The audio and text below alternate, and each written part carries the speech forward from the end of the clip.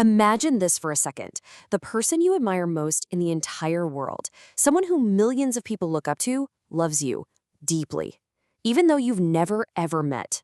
It sounds like something from a storybook, right? Well, this is the true story of a man whose name was famous in the heavens while he was almost a complete unknown here on earth. Now, this isn't just some nice compliment. This is an absolutely incredible statement coming straight from the Prophet Muhammad himself, peace be upon him. He's talking about the Tabi'un.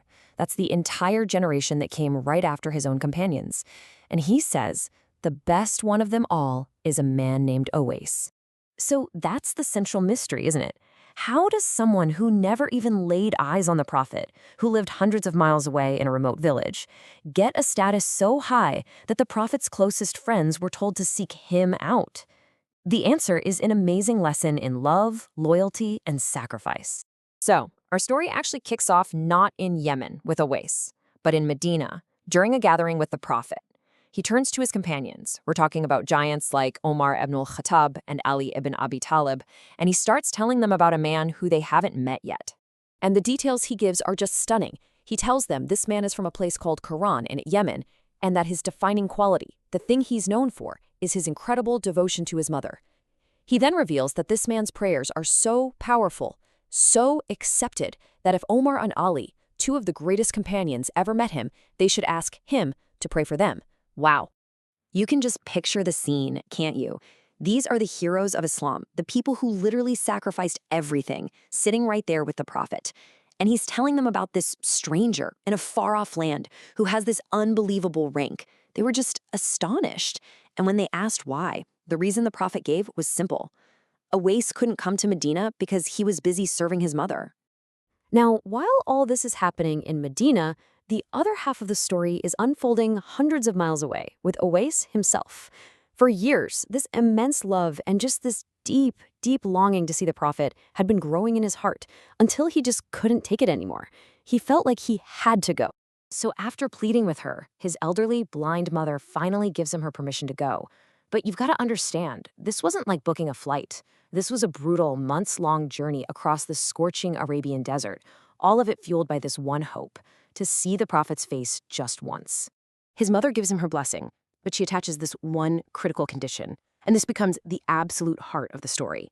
She makes him promise, if the Prophet is not in his house when you get there, you must turn around and come straight back to me, no waiting.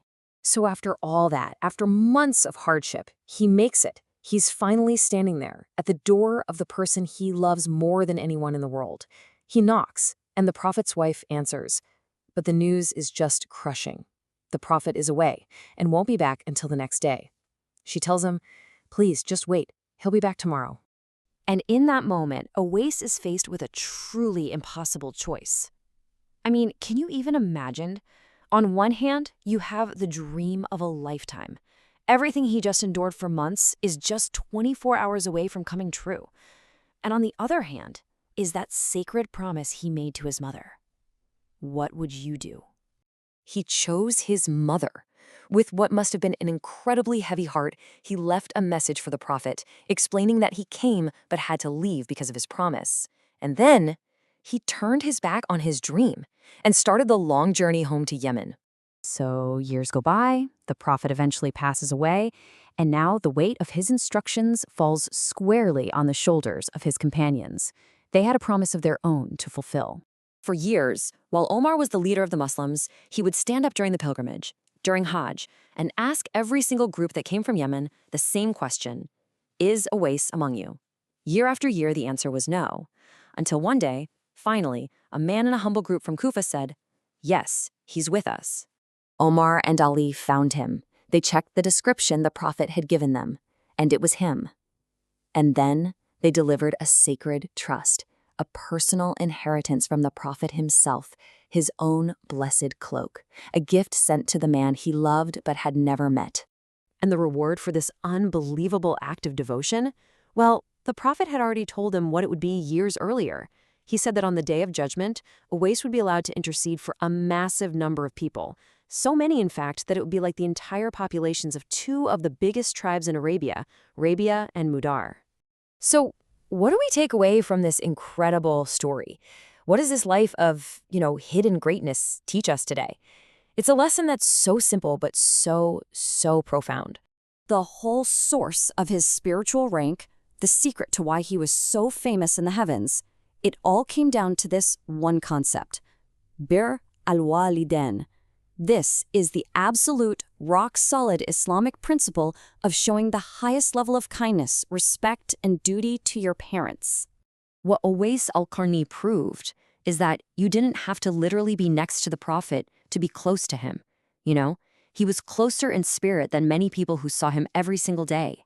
And he earned that closeness through one simple, consistent act of love: honoring his promise to his mother above even his own deepest, most cherished desire.